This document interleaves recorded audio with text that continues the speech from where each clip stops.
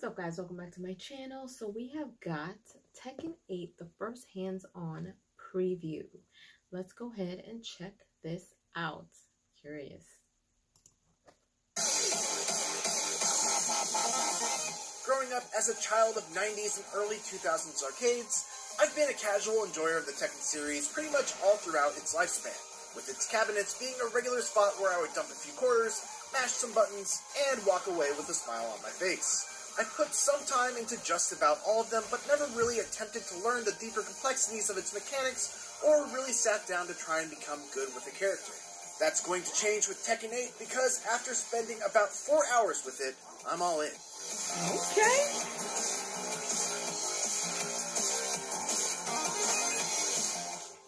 While I am a self-admitted casual fan of the Tekken series, I have at least dabbled enough into Tekken 7 to be able to talk about the most defining differences between it and Tekken 8. Chief among those changes is the new heat system, which is all about enforcing one of Tekken 8's biggest design goals, rewarding aggression. With the press of a button, a character can use a heat burst to enter heat mode.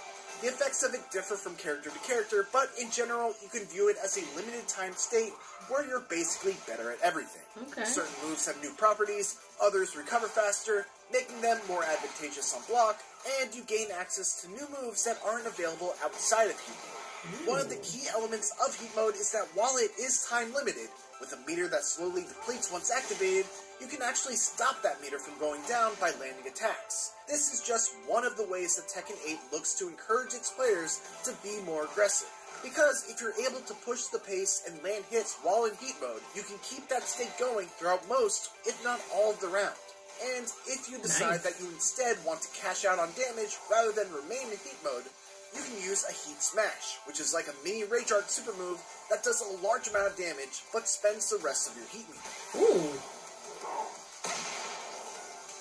The heat system goes deeper than that too. In addition to there being a heat meter, there are also these little icons that govern your usage of certain actions while in heat mode. This is called heat energy, and if you enter heat mode with a heat burst, you'll only get one stock of it. However, if you use what's known as a heat engager, you'll enter heat mode with 2 stocks. These are special moves that, when landed, will instantly put your character into the heat state. Every character has 5 of them, and they're usually a handful of the most defining moves of each character. After you land a heat engager, you can spend 1 stock of heat energy to use a heat dash, which lets you quickly dash in to either connect combos that otherwise could not be connected, or if the heat engager is blocked, you can just get right back up in their face to continue your offense. So let's pause and slow things down as we look at this example between Paul and Jack 8. Paul lands his Phoenix Smasher, which is one of his 5 heat engager special moves. Landing a heat engager gives him a free dash that he can use to get in close, but I actually don't think that this is a true combo. Nonetheless, he lands that cool launcher into throw combo from the trailer. Then he lands another Phoenix Smasher, and when you land a heat engager during heat mode, you're able to use a heat dash to continue the combo. Nice. So he spends a stock of heat energy on a heat dash, picks him up off the ground, and finishes with a heat smash. Note that Paul now no longer has any heat meter to work with for the rest of the round.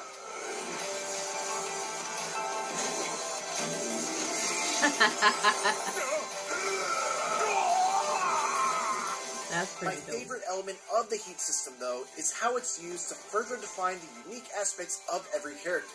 Each character has at least one completely unique advantage while in heat mode. For example, while in heat mode, King gets armor on his Jaguar run, making him a grappler with an armored command run to get in on opponents. Kazuya, meanwhile, can execute his iconic electric Wind God Fist technique without having to be frame perfect on the input. What I also love about the heat system is that it's available right at the start of every round. It's not a comeback mechanic, and you don't need to build up a meter in order to gain access to it. You're free to use it whenever and however you please. The already existing comeback mechanic from Tekken 7, Rage, does make a return, with it once again causing a character to go into a rage state once they reach a critical level of health. While in the rage state, your damage increases, and you gain access to your ultra-powerful Rage Art technique. That said, rage drives are a thing of the past, largely because it's a mechanic that felt redundant due to the addition of the heat state and the advantages it provides.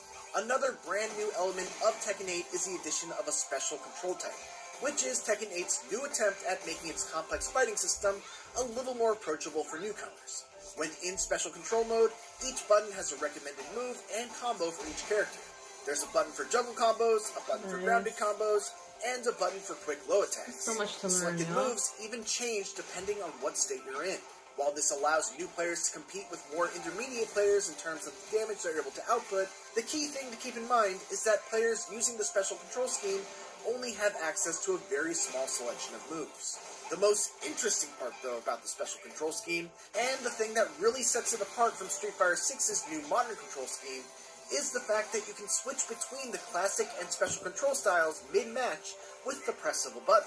This makes it actually a fairly viable option for more experienced players as well, as you could be playing the match out in the classic control scheme, suddenly have an opportunity for a big punish, quickly swap to the special control style, and start mashing out a combo without fear of it dropping. It also seems like a great learning tool to be able to quickly jump in with a new character and get a feel for what their moves and combos are going to look like without having to memorize a whole bunch of techniques just to be competitive. Those are all pretty substantial changes, so it's comforting to know that everything else still feels like some good-ass Tekken. In my playtime, I mostly experimented with King, who's just as much of a powerhouse as he's always been. One of my favorite changes to him is that his reverse arm slam combo has been simplified, allowing him to go into the next throw of the chain with a single button press as opposed to a series of inputs that need to be memorized. Now, he still does have the ladder, and those are probably more damaging and harder to break, but as someone who's always loved King, but was always intimidated by all of the commands needed to do a full chain grab combo, I appreciated having at least one that I could easily commit to memory and rely on pretty much from the get-go of learning the character. I want to give a shout out to Tekken 8's command list too, which does a great job of giving extra context to the recommended moves for every character, including recommended combos, moves to use that are advantageous on block, what moves will launch an opponent, what to do after launching them, what to do after activating heat mode, and much more. These move lists are extremely intimidating, with each of them containing hundreds of techniques, and Bandai Namco is really putting in the effort by making them much more user-friendly. After my playtime was over, I left with a renewed enthusiasm to get into Tekken on a more serious level. Tekken 8 looks phenomenal. Its hits feel as impactful as ever, and its iconic cast of characters are even more uniquely defined thanks to the new heat system. There's still a lot we have yet to see, but as far as first impressions go, Tekken 8 is a knockout. Nice. Whoa!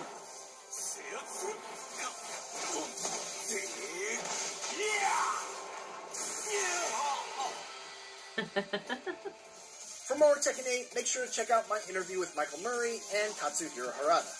And for everything else, keep it here on IGN.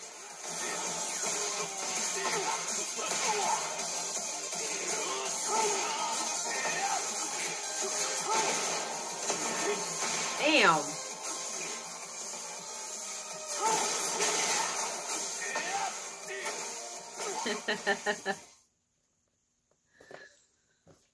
Yo, I love hearing what IGN has to say when it comes to like these video games and stuff like that. And I'm glad that they're giving it a really good review so far. I played more Street Fighter than I did Tekken back in the day, and that's like a small amount. So I've never been like a big fighting game kind of person.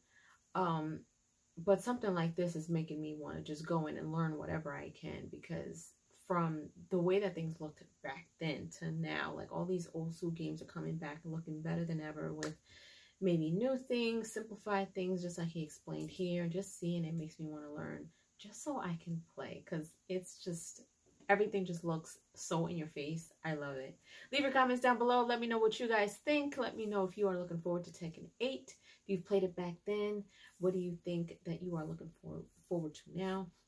And if you haven't done so, please subscribe to my channel, hit like, share, and don't forget to hit the notification bell so you guys can get notified whenever I pop up on your feed. I'll see you guys later. Doodle!